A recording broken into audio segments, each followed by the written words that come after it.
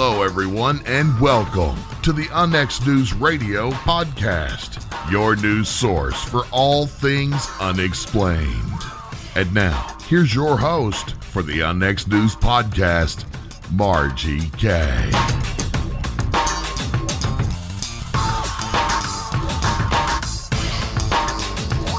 Welcome to UNX News Radio. I'm your host, Margie K., and this is the place where we talk about all things unexplained. My guest is Devin Listrom.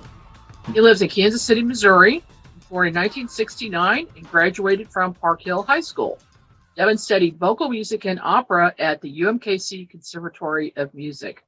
He's been fascinated with ghosts and communicating with spirits since childhood after he discovered that he could see and speak with them. Devin became interested in metaphysical subjects during his teenage years and has made it a lifelong study.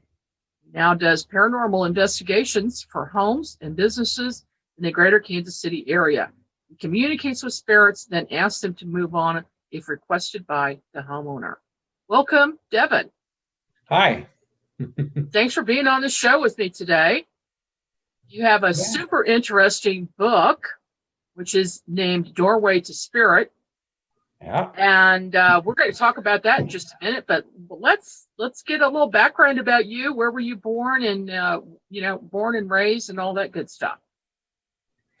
Well, I was born in Kansas City, Missouri. I was actually born where Menorah Hospital used to be. That's the Stowers Institute now.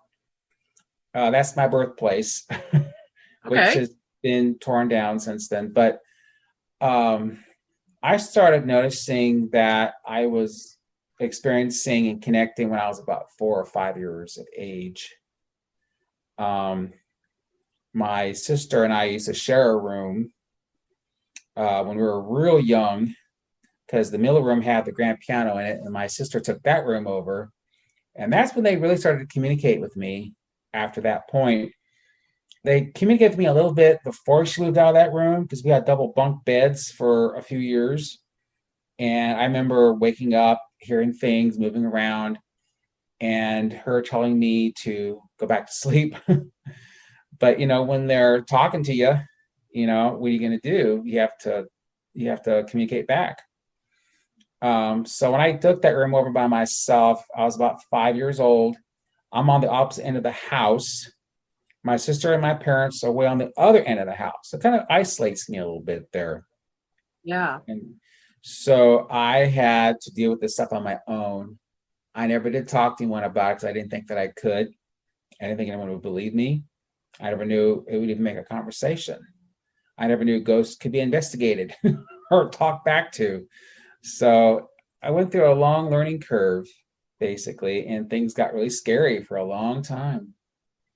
Because until you know what you're doing, it is scary, or it can be scary, until you figure out what it is. Now it doesn't scare me at all. It excites me. Or I want to communicate back. Well, I remember at one point in your childhood, you actually communicated with a ghost that was next door to you. Can you talk about that a little bit? Oh, I think that had to do with the black shadow that was walking around the backyard and the side of our house. I thought it might have been one of the neighbors. You could definitely see the shadow walking around, but the thing is that you couldn't hear any footprints, and the dogs next door were not barking at this creature. And I saw it numerous times walking by the window in our backyard, because I had a large bedroom window that faced the backyard, and I never heard any footprints, never heard any movement back there, nothing. And I just saw it walk by numerous times for weeks. And it got kind of scary for a while when you keep seeing it and you don't hear any footprints. So basically I got really spooked by this thing, and finally it shows up in my doorway of my bedroom doorway. And I did what any kid did. I just basically froze into fear.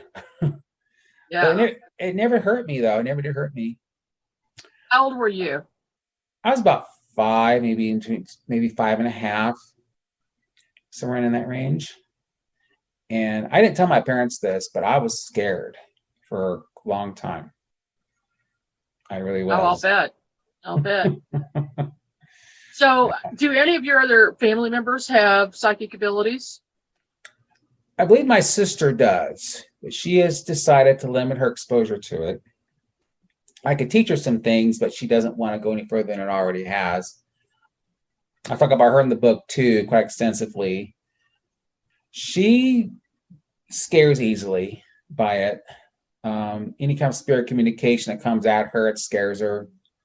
When it excites me, and I want to strengthen the conversation with her, and she just kind of limits herself still. Okay. That's fine if that's what she wants to do. I mean, I can't make her go any further with it. Now, I think my mom may have some abilities, but I think she's trained herself to think she can't do it. But I think she can, because I've seen signs in her that show that she does have some level of ability. Absolutely. 100%. So what really got you interested in doing paranormal investigations? I was probably in my late 30s. I found some DVD shows because I don't have cable. And one of them was the original Ghost Hunters. That's what I started with, where they do a reality show type program where they go to people's houses and businesses and investigate. And I started learning about the gadgets and everything. And what really interested me was the EVP recordings, where you can catch the voices on there and taking digital photos. That's, I think, the very basic foundation of investigation for spirits. Because I think we don't need a lot of the fancy gadgets. I think we just need the basics. And in that, I was fascinated by hearing spirits and catching spirits and orbs and pictures. And so I got really, really fascinated with that. And I kept watching Ghost Hunters, buying every season. And then I finally found another show called A Haunting, where it was all reenacted, of course. Yeah. And in that case, they were showing psychics on investigations. And I never thought a psychic would do such a thing, but they do. A lot of them do. And so I started putting it all together. And then I started seeking a group here that I worked with for a while. I kind of keep their name quiet because I had to detach myself from them. And in that, I started learning how to investigate.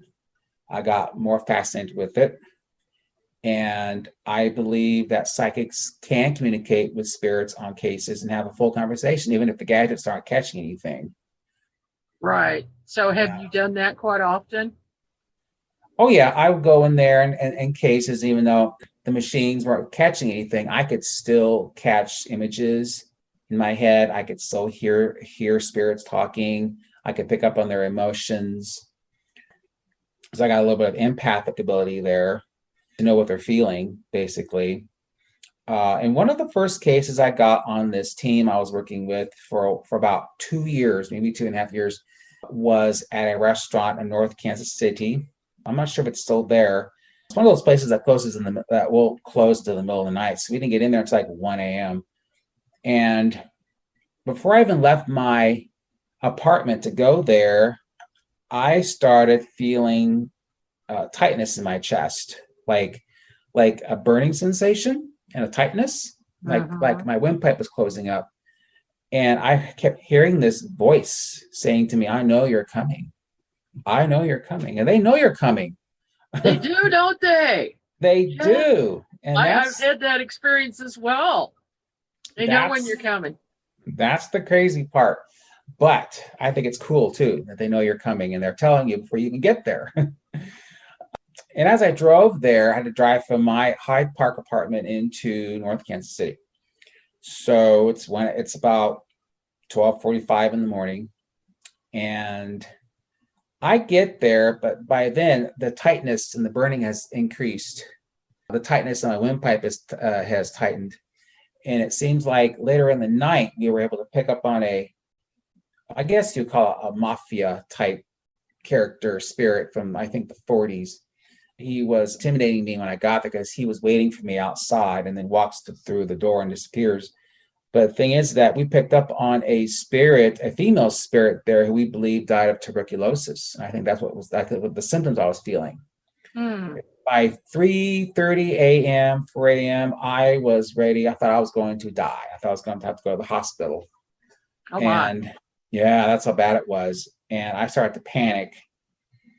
And once I started talking to her more, it was about 4:30 a.m. I started to talk to her, and I started telling her that I'm so sorry what happened to you, and I know that you want to be heard. And that's when the symptoms began to decrease. And I felt a feeling of relief. I was starting to feel like myself again. But she kind of stuck to me for the next 3 days. It took me 3 days to get her unstuck. So she followed you home, basically. Yeah. And started showing me more images of her, where I was seeing her coughing. She had a pale face, long hair, a long gown on, and she had blood going down her nightgown and everything. She would show me how she was basically throwing up blood. And I started to feel the tightness in my abdominal region. But after I broke that off, I was able to get some energy healing done to break the attachment completely, which worked. That was one of my intense cases. Well, with that in mind, what do you suggest to other investigators in order to avoid taking an unwanted spirit home with you? Yes, that came into some later studies I went into around 2016. And what I was taught, and I have practiced it, where you need to build protection around yourself. You need to ask the universe to surround you with a shield, a white light shield, so that you're protecting your being, but not too much to where you're not to, if you do it too much, you can block out everything. You want to get the experiences, but not get attacked. You want the communication without being attacked, basically. Because I have been scratched and touched on cases as well. When you do you do this just a few minutes before you go to the site? Yeah, like when you get there, before you go in, I would sit in the car for a few minutes and build the shield around me. Grounding and centering is good too, so your energies are balanced as well. And even after investigation, you might have to do it all again. Clear yourself again, ask for protection, and then ground and center yourself. Grounding your energies between heaven and earth, basically. That makes sense. Mm-hmm. When you're doing like an EVP session and asking questions and then waiting for a response, have you ever picked up something on the recorder that you did not hear telepathically or psychically? Yes. That was out at the winery, Liberty Oddfellows place out there. Yeah, the Belvoir Winery. Yes.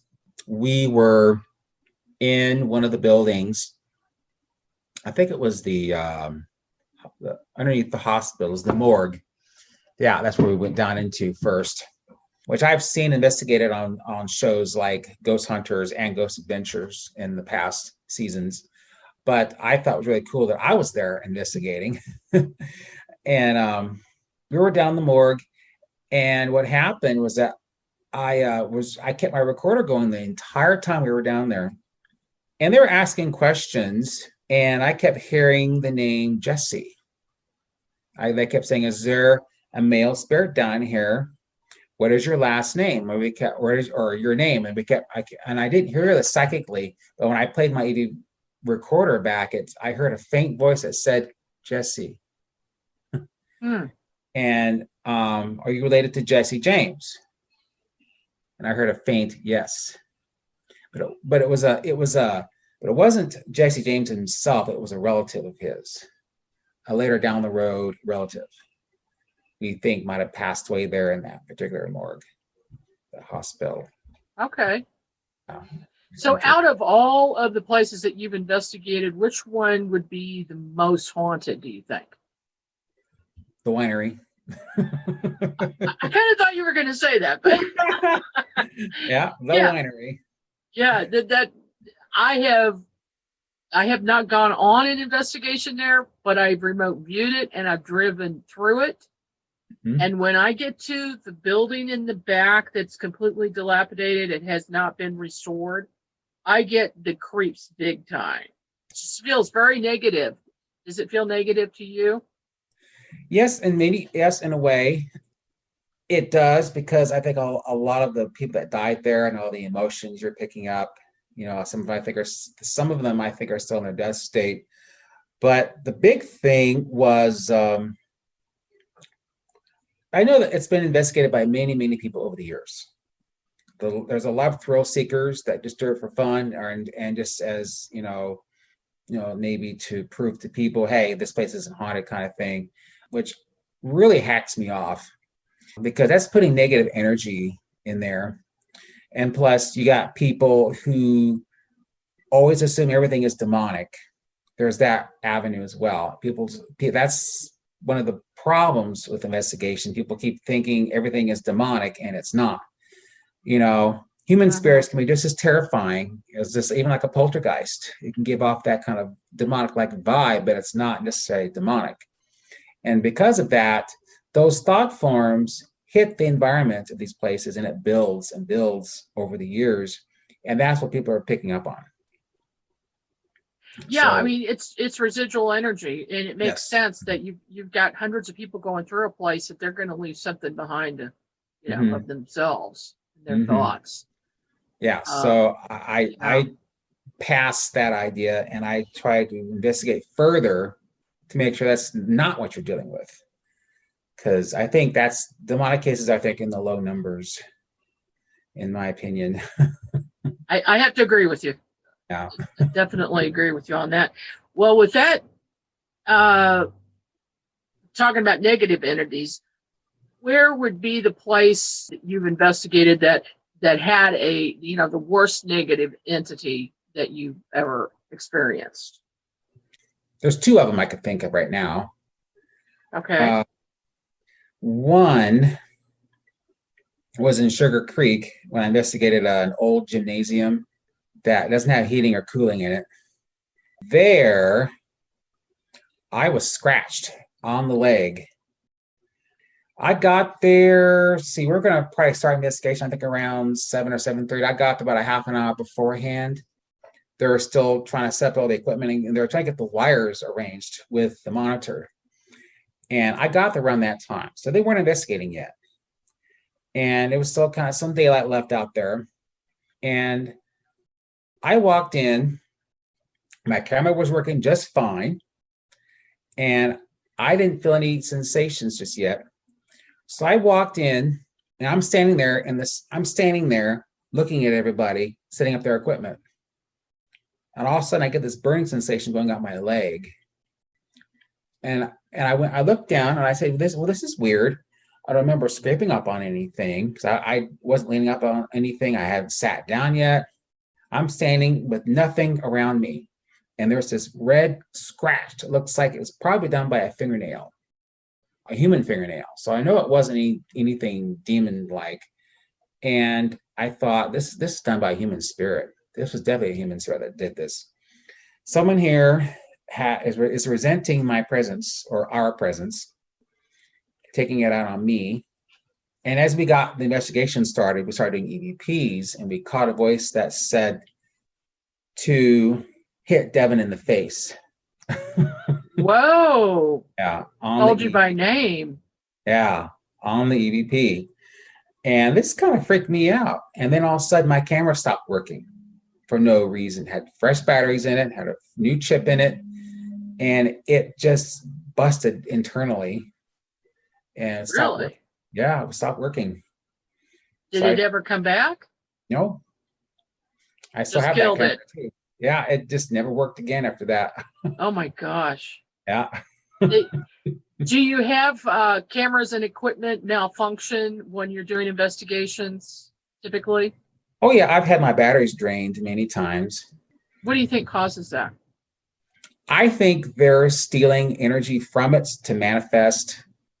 I think they want to try to make themselves known. And I could set an example of that when I was at the John Warnell house, which is my favorite place to investigate. I love that place. Sometimes I just drive by just to look at it. Good place. It is cool. There, I think it was the second wife of John Warner, Eliza, who went through 7 pregnancies, lost 5 babies, and 2 of them grew up into adulthood. In this case, she has never left the house, and I was there with another team who's putting on one of those public, investigations for people to go through. And in that, we were sensing a figure-like shaped cold spot that was probably that only came up to about maybe just a little below my shoulders. And I knew Eliza was kind of short for her time at her time because they were shorter then. And I said, this has got to be Eliza. This is her height. It feels female. This is her trying to manifest. And we felt a human-shaped cold spot. And we were all feeling it. We were all sticking our hands in this spot. And then pull your hand back and it's warm. You put it back in the same spot and it's cold again. Yeah. So I started running my hand around it. It was definitely human-shaped. Absolutely. So there was no doubt about it. Did you get temperature readings by any chance? I don't remember if we did a temperature reading. I do know we were putting our hands around it, though, for sure. Yeah. It was quite cold. Definitely. Yeah, that place is famously haunted. Yes, it is. Yeah. And anytime anybody has gone there, something has happened Yes. at the Warnell House. Yes. Did you ever see anything fully manifest, or any apparitions there in that house? One thing that really manifested on a physical sense there was the smell of tobacco, cherry tobacco. And the owners, not the owner, but the people who ran the house said that John Ronald had a tendency to smoke a pipe with cherry tobacco in it. And I said, what's that tobacco smell? So I was like, tobacco smoke, like someone smoking tobacco with a cherry smell. And they said that's what he likes to smoke. So. Yes. I think that the cherry tobacco must have been popular in the late 1800s, mid to late 1800s, because, I've gone on cases personally, and I know other people have talked about it as well. When they smell tobacco, it's distinctly cherry tobacco. Yeah, it is. Yeah. So that makes sense given the time period of the house. You remember what year it was built? I think 18 something. It was 1880s, I think. Yeah, I think it was. Or maybe even earlier than that. Have most of your investigations been around the greater Kansas City area? Yes. Yeah, I hope to take it out of Kansas City once I get all the places here investigated. Oh, good luck with that. Yeah, I'm working my way out. So I do want to give a lot of places. Yes, yeah, there's a lot still do. So what types of places do you investigate besides houses? I love historical places. I love history. And I would like to investigate some places even older than that, if possible, if I can ever get to them, like castles. Yeah. Very large old mansions. And one thing I have noticed, that just because a house is brand new, it can still be haunted. Because the land that it's built on is the land that's already haunted. You build a house there, and the house is going to have the activity in it. So. And in the greater Kansas City area in general, there were a lot of Native American Indians here, and they had burial grounds. They had sacred ground here. And unfortunately, a lot of places have been built over this ground, on the ground. Yeah. And I know of several places where there have been problems because of that. Yes. And I think in some cases, I don't remember all the locations though, where they knew the burials were there and they built the houses anyway. Yeah. Which makes it even worse. Exactly. And they're very, very angry, When you do an investigation for a family that is being bothered by a spirit, what do you suggest to them? What I have suggested in the past haven't done a lot of this. I haven't really done any investigations since COVID started, but in the past, I have told people to show respect for one, don't provoke in any way, shape, or form. That can lead to problems itself. And I also advise people to build protection around yourself, maybe burn sage when you need to quiet it down. I never had totally one to do.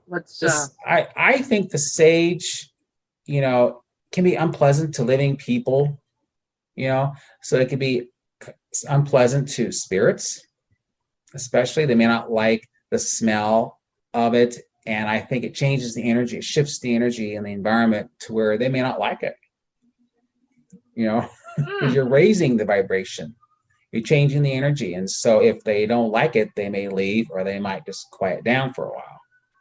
So, right. Yeah. Do you ever suggest that people do any work or put crystals around? Or do you take crystals with you when you do investigations?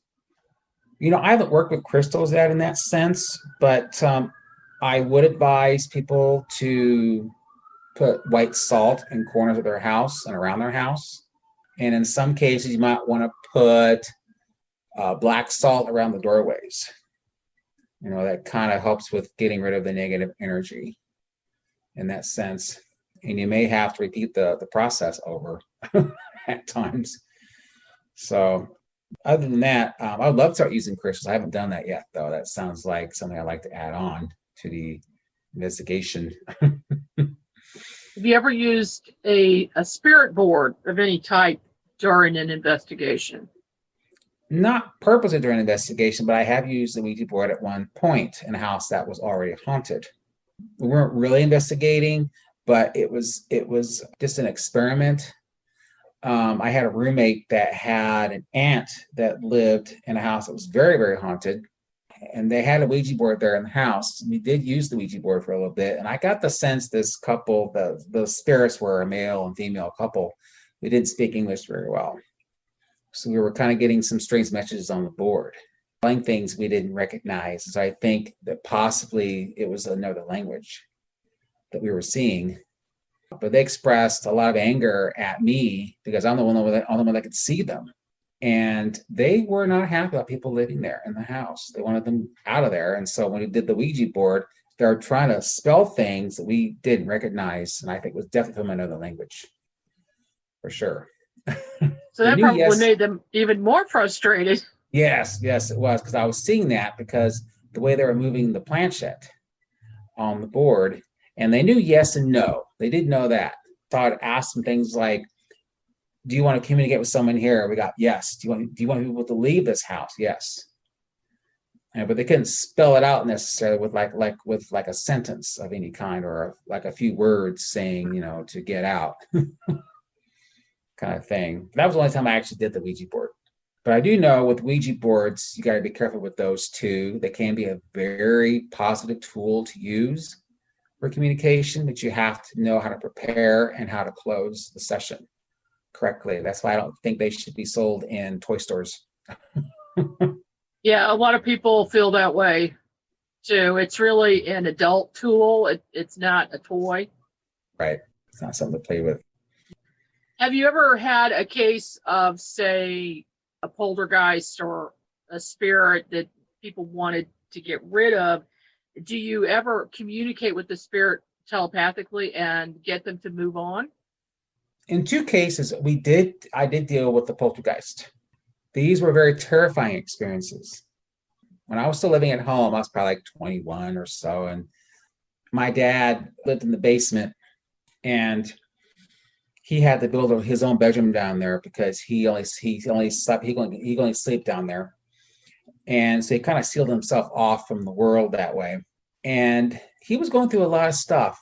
He had a really terrible childhood with his father, a lot of abuse, alcoholism, and dealing with really bad employers, money issues. And so a big chunk of his childhood was stolen from him. And he never dealt with this. He never got therapy done for it. And, He lost his one other job at the place called Valley Hope, and he really sunk at this point. And I started noticing some things in the basement. I started feeling this energy moving around down there, like I was being watched. And then I could sense it on the top of the staircase. And so my dad went to stay at this place called Valley Hope for a while to get some help. And this thing started coming upstairs. I could see this big black cloud with these red eyes on it. And it was looking for my dad, obviously, because he's the one that was feeding it from all the long-term stress he never dealt with. And in that, I learned that it would torment him during the night. He'd wake up in the corners. He would sit on his bed. He would feel the indent of the bed. He would see it standing there in front of him as a person with red eyes. And after he left to go to Valley Hope and got help, he started dealing with his emotions and healing himself internally. But it came to the top of the stairs and made itself known to me. And my mom and I were scared to death of this thing. But after a while, he got help and the thing dissipated because he wasn't feeding it anymore. And the same thing happened with a friend of mine who had one in her house, because I know she was going through some stuff too, as well as being haunted by a relative at the same time, who got really mad because I could see him in her house. Oh, he didn't like that. He didn't like that at all. Yeah. So those are my experiences with poltergeists in that sense. But they can be created by a person. Yeah. I mean, a lot of times paranormal investigators, that there's a general consensus that teenagers can create a poltergeist just because of the emotions that they're going through and their hormonal changes, things like that. Mm-hmm. But really, I'd have to say, in my experiences as well, it could be anyone. It could be, down to like age 9 through adulthood that this can be created. This creature poltergeist can be manifest. Yes, I agree. Absolutely. Yeah, but luckily you can get rid of them, like you said. It's the person themselves that needs maybe have therapy, maybe have something to focus on other than negative things. Yes, and I think that's where some people might think it might be something demonic and kind of give off that kind of vibe, but that's not what it is. So yeah, right. Like you said, everything isn't demonic. I have only run into 2 or 3 times where I would say maybe it's something demonic. Mm-hmm. Mm-hmm. Most of the time it isn't. And most of the time it's just benevolent spirits. Would you say that that's true? Yeah. Oh yeah, absolutely. And what would normally be their reasons for hanging around? Oh, because you're still physically living. They want to get into a physical body. I've been jumped in cases for that, where they would want to feel the physical sensations, of being alive. I've been jumped many times for that.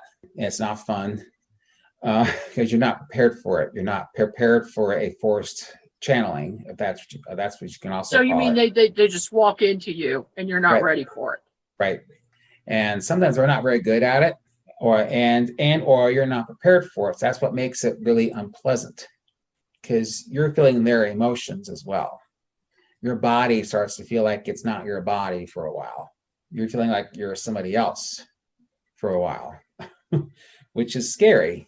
That happened to me also at the winery. And it happened to me with that woman who died of tuberculosis in North Kansas City. It happened there too, on those cases. And where you're least prepared for it. And that's what makes it terrifying and hard to deal with.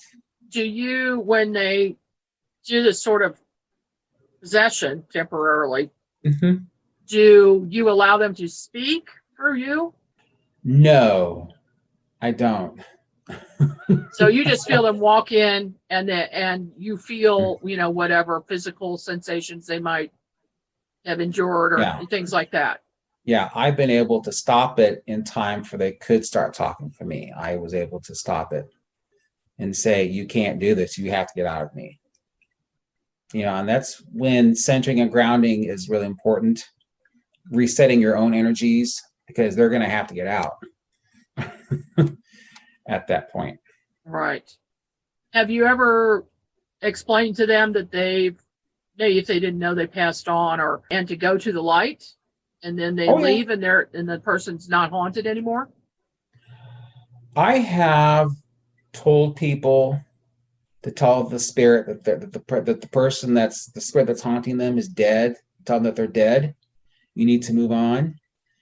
And that has happened very little. I think sometimes the spirit still remains. I have attended a crossing over ceremony at one point where there was a malicious male spirit that was haunting a house due to a Ouija board. We set up the lane for the crossing over ceremony, and we did feel the spirit. We told the spirit, "You're dead. You have to move on. You can't stay here anymore." Mm-hmm. And we felt the shift. We felt the spirit leave the house. We felt it shift. The smell of death was gone. The rotten smell was gone, and it smelled like roses. Wow. After that. So we knew this spirit had crossed over. Definitely. I did cross over someone. I can't get into too much detail, but I did cross over someone, I believe, a couple weeks ago. That someone who was close to my sister's family, who recently passed from cancer, and I felt that he came to me. He didn't jump inside me, but he definitely came to me, and I told him, "You can cross over now. You're dead. You can cross over. Your family will be taken care of. We'll see to it." And he left. He was gone, and we haven't sensed him since then. Have you ever investigated any of the graveyards around town? That's my next step. I haven't gotten brave enough to do that yet. Hopefully I'll get there at some point. I've done a couple, and there's definitely stuff going on. You can usually find a ghost in the graveyard, but for the most part, they aren't there. They're gone for the most part. Right. There might be, one or two hanging around. Yeah. So, but there's certainly plenty to investigate here. Commercial buildings. Well, you mentioned that you did the gymnasium, and that's an also famously haunted place. Yes. In Sugar Creek. Have there been any other commercial buildings that you've worked on?